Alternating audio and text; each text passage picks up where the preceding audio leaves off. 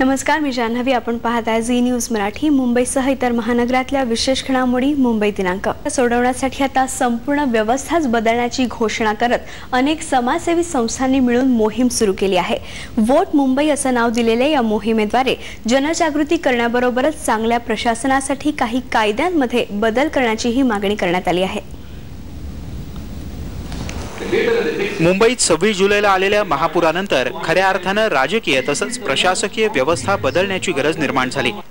या गरजेतूनच लोकसत्ता या संघटनेनं पुढाकार घेतला आणि अनेक संस्थांनी मिळून मुंबईच्या समस्या सोडवण्यासाठी वोट मुंबई या नावाची मोहीम सुरू केली.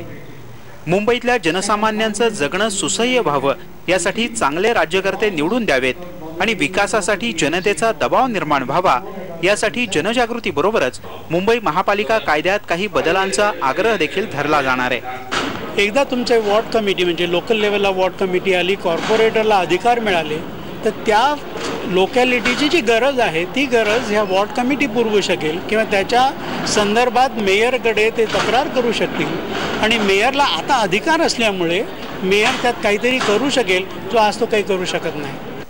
मुंबईच्या समस्या सोडवण्यासाठी अशा प्रकारे अनेक प्रयत्न सुरू असतात. अभ्यासानंतर नियोजनबद्धरित्या ही मोहीम सुरू करण्यात आल्याचा दावाही करण्यात येतोय.